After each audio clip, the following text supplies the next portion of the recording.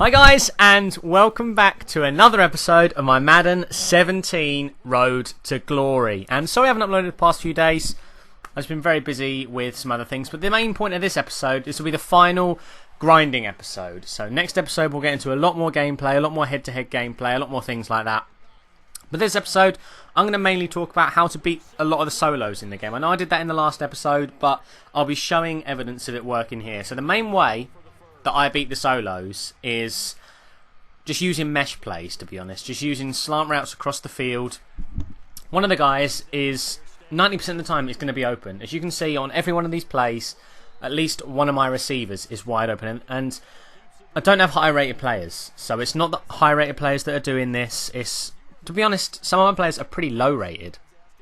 But I'm just sending people across the field, and one of them tends to be open because the middle linebackers tend to not pick them up. I mean, it doesn't work every time, but it's usually good for about 6 yards of play minimum. And if you're doing the math, 6 yards of play minimum will win you the games. As you can see, we're going 4 verts here.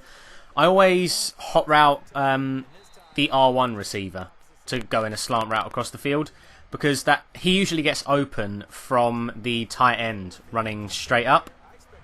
The R1 guy tends to get open because both middle linebackers follow the tight ends, and it didn't work there, but it does work a fair amount of the time. We're going to go back to the trusty mesh play. As you can see, one of the guys is wide open. We're going to nearly push our way into a first down, but I know I can get the first down off this play just because it works so often.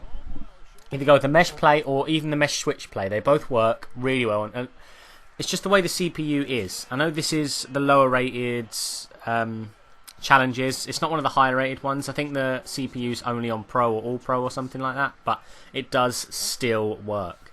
But as you can see, we're working our way into the end zone. And also, guys, I want you to tell me what you want the series to do, to be honest, because all I'm going to do is just show you how I'm playing through my ultimate team. And if that's what you want, let me know. But if you want certain things to happen, also let me know, like more head-to-head gameplay, maybe some draft champions in here to get some more cards or something like that, because you actually get good rewards for doing draft champions this year. So if you haven't done draft champions whatsoever, definitely get into it. But as you can see, we got, as per usual, one guy wide open there.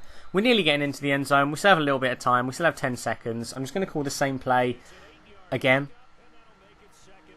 because it's working. There's no reason not to. I mean, that's something that a lot of people might not do against the CPU. Like, if something's continuously working, just keep using it. Because if they can't defend against it, they just can't defend against it. But, as you can see here, wide open there. And that is a nice, easy touchdown. And that is the easiest way to beat the solos. A lot of the gauntlet challenges can get a little bit hard. And a lot of the just solo challenges in general can just get a little bit hard because of how long they take and how many tries they take. And you get frustrated with them. But just keep a level head with them. You're going to be able to get in. And as you can see here, we get the win in our first one. But stick around for the next one, because there's actually a huge glitchy play in the next one. So guys, in this solo challenge, there is probably one of the most annoying glitches you're ever going to see. Well, it wasn't really a glitch, it's just the way they've changed the game, and it's so frustrating, because the way the CPU can just abuse it. But as you can see, we're going back to the classic mesh play. We don't pick up many yards there, we actually end up losing a yard, but that was just a bad read from me. But all we need to do is get a touchdown. Simple enough. A lot of the challenges I'm on at the moment are just getting touchdowns. As you can see, one guy is always going to be wide open. And we're just going to try and get our way down to the end of the field. Like I said, just need to get the ball into the end zone. And I'm sending these two guys deep just in case I can get a deep shot. Tends to never work, to be honest. I tend to not get any deep passes this year. Last year it was all about lobbing it deep, getting the deep pass, lobbing it up to a tall receiver, 6'5" receiver, like Kelvin Benjamin or something like that. And you come down with the ball the majority of the time. But this year, it just doesn't seem to work for me. Maybe because I haven't got the high rated receivers yet, but as you can see, we're still working our way down the field. We still have 6 seconds. I can get into the end zone off this play, and that'll be it. So I need a money play here, and corner strike tends to also be a very, very good play. The cornerbacks on your receivers just tend to not come down with it very often. As you can see, nice, easy touchdown there. And that is, once again, how you just score pretty easily against the computer. But I'm going to make this episode a bit of a shorter one, I think. You're going to come up here, you're going to see the thing they've changed in the game. Look at this is ridiculous. 3 seconds left, he gets a blocked kick, and he takes it all the way back for the 2-point conversion his side. We go to overtime, and we have to win for overtime. So it's just, this really annoying because it's just wasted time, to be honest. I thought we could maybe get a stop there. Unfortunately, we can't.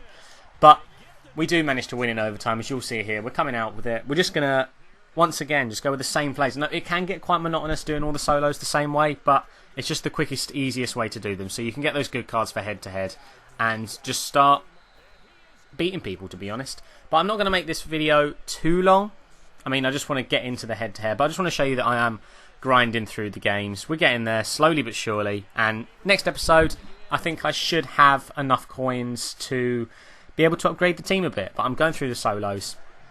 Got about 50k now, so if you want me to pick up someone special, let me know in the comments down below. I'd love to know some of the hidden beasts in this year so far. I haven't found many yet, but if you do know of any, let me know down below. But as for now, guys, that's it from me. If you've enjoyed the video, like the video, subscribe for more Madden 17 content, and I'll see you guys soon for another video.